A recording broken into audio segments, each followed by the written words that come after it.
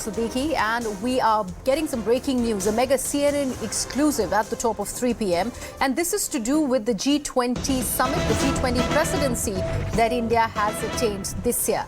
And we are learning that there is a Pakistani ploy to derail G20. In fact, this we've been told is a top priority for Pakistan as per top intelligence sources after the massive failure. After the implementation of 370, Pakistan agencies are working out all possible routes to derail G20 summit in India.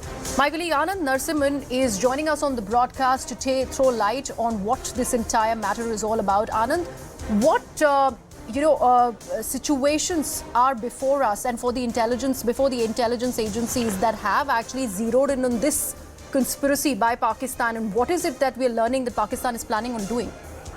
Well, good afternoon to all our viewers, and good afternoon to you too. But this is something which is evident with the way Bilawal Bhutto Zardari uttered when asked the question of G20 in Srinagar. He said that we will do whatever is possible at the time and place of our choosing. He was very clear that Pakistan is not going to take it lying down, and it's a big sock on the chin for the Pakistanis if the G20 event in Srinagar is a big success for India, because you will have the nations of leaders from multiple nations coming to Srinagar and conduct, and they will also see ground zero the reality and what is happening.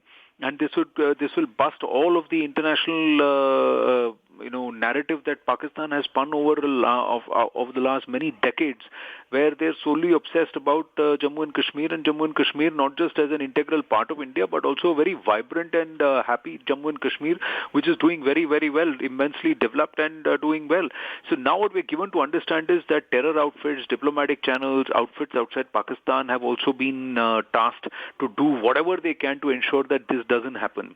Almost 40 foreign tourists are also who have already infiltrated are also who are present in Kashmir for almost a year have also now been activated, and that's why we are seeing a lot of heightened crackdowns and also combing operations which are in full swing. Plus, we should look at it in conjunction with the Poonch Rajouri instances also.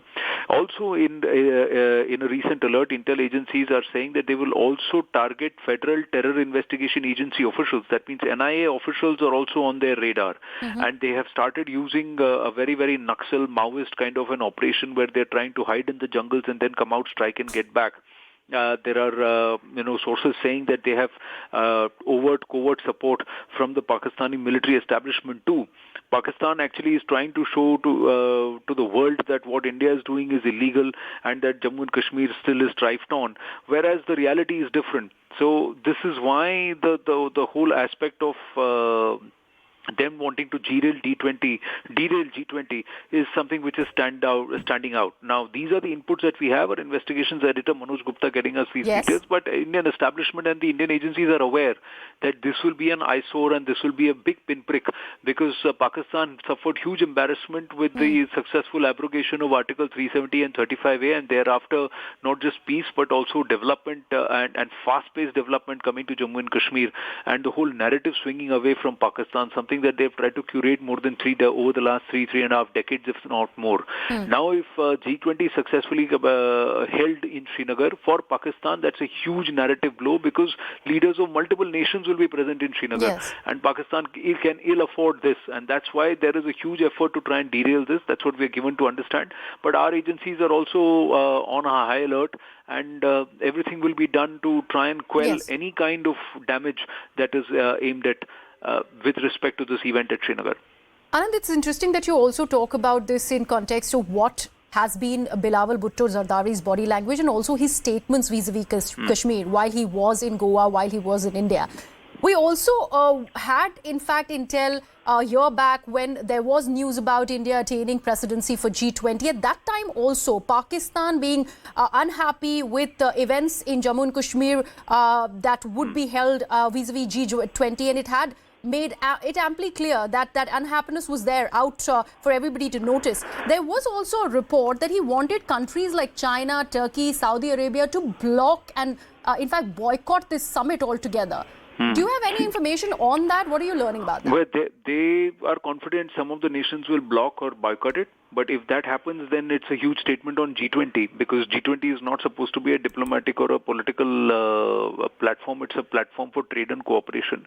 As far as so far as we are concerned, India is concerned, all nations are invited and all nations will come, and we are expecting the participation of all nations, because these nations are also engaged heavily with India, irrespective of whatever their narrative with Pakistan is.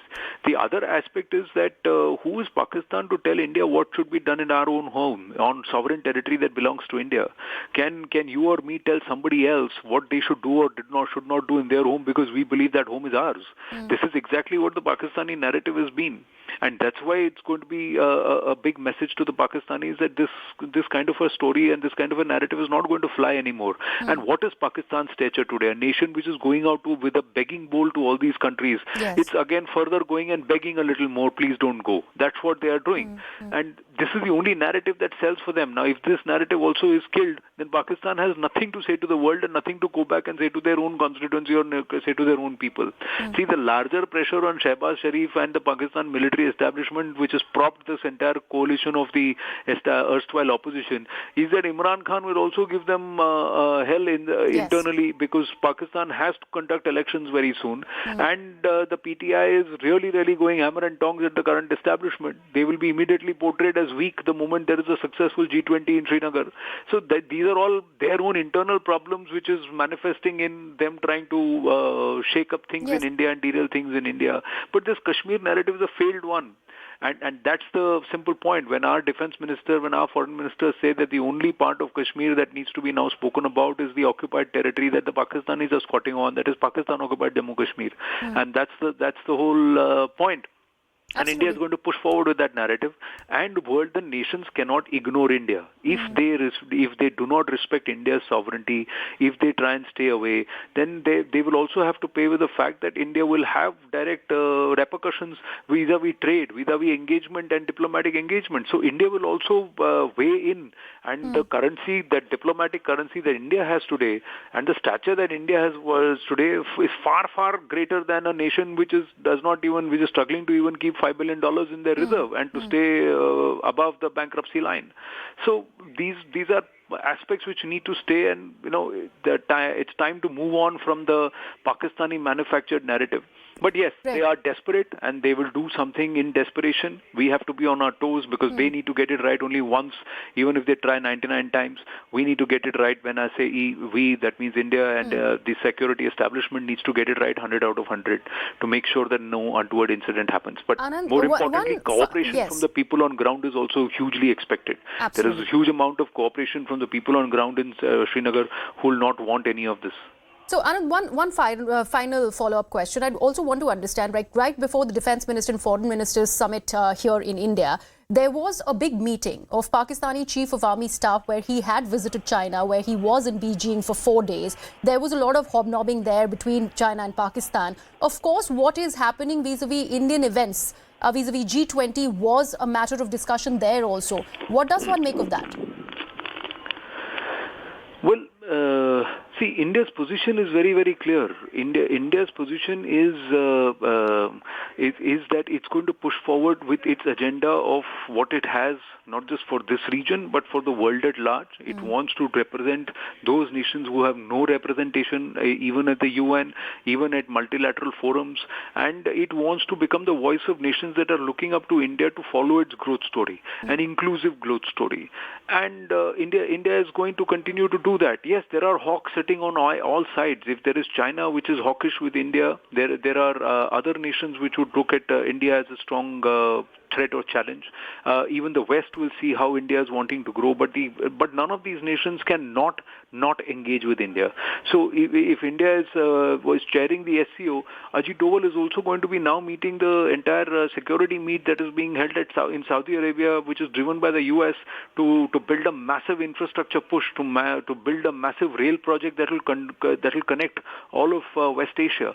It's a big push. So India is playing its cards very clearly and saying that you cannot ignore us, so start listening to us. Thank you so much for that, Anand. Let me also